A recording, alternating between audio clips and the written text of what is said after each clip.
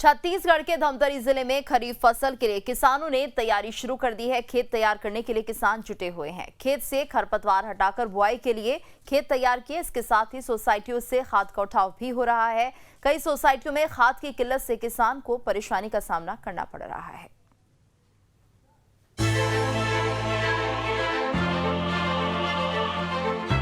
खेत में किसान इस उम्मीद से पसीना बहाता है कि उसका खेत दूसरे के खेत से बेहतर होगा, जिससे उसकी फसल की पैदावार अच्छी होगी। फसल अच्छी होगी तो उसकी आमदनी भी बढ़ेगी। अगर बात करें धमतरी की, तो धमतरी को धान की बम्पर उत्पादन के लिए जाना जाता है, जहां ज्यादातर किसान रासायनिक खाद पर आश्रित हैं। इस साल भी किसान रासायनिक खाद के भरोसे धान की बम्पर उपज की उम्मीद कर रहे हैं। किसानों की माने तो रासायनिक खाद से फसल की पैदावार अच्छी होती है। अब मानसून के नजदीक आते ही किसान अपने खेतों को तैयार करने में लगे हैं, लेकिन जरूरत के मुताबिक खाद न मिलने से किसानों में नाराजगी दिख रही है। अभी पहली मतलब डीपी राखड़ और गुरुआ खाद है, खाद गोबर खाद, और अभी डीपी ले गेला हन। कितना मात्रा में जरूरत है? अभी 3-3.5 एकड़। कितना मिला? अभी वही 3-4 बोरा कहा थे, ये बोरा दी थे। अभी डीपी दे थे पोटास। जिले में खाद की कमी को लेकर कृषि विभाग के अधिकारियों का कहना है कि जिले में खाद की किल्लत नहीं है।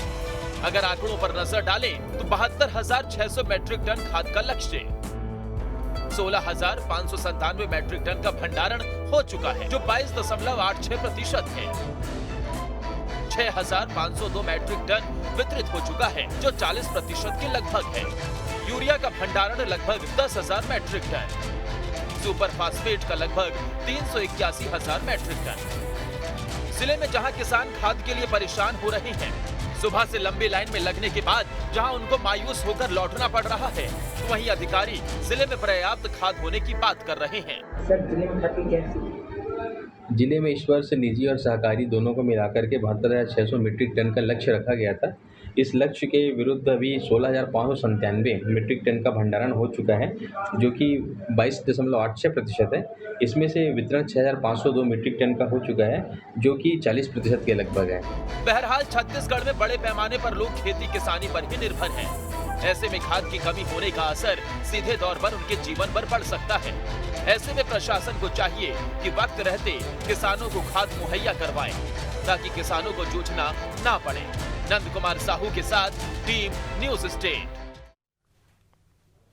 देश में ट्रेनों की स्पीड बढ़ाने की बात जोर शोर से की जा रही है। इसी कड़ी में बिलासपुर के नागपुर और झारसुगुड़ा के बीच अब ट्रेनें 130 किलोमीटर प्रति घंटे की रफ्तार से दौड़ेंगी। इस सेक्शन में अप डाउन और मिडिल लाइन को 130 किलोमीटर की स्पीड के लिए तैयार कर लिया गया है। पहले फेज में नागपुर से दुर्ग तक स्पीड लाइन तैयार करने के बाद अब दूसरे फेज में दुर्ग से झारसुगुड़ा तक लाइन को 130 किलोमीटर स्पीड के लिए तैयार किया गया है। लाइन का ट्रायल कर रिपोर्ट सीआरएस को भेजी जा रही है, जिसके बाद सीआरएस से अनुमति मिलते ही इस लाइन पर 130 किलोमीटर प्रति घंटे की रफ्तार से ट्रेनें दौड़ने लगेंगी। तो ट्रैक के ट्रायल का काम चल रहा है। ट्रेनों की स्पीड बढ़ेगी, 130 किलोमीटर प्रति घंटे से अब ये ट्रेनें चलेंगी।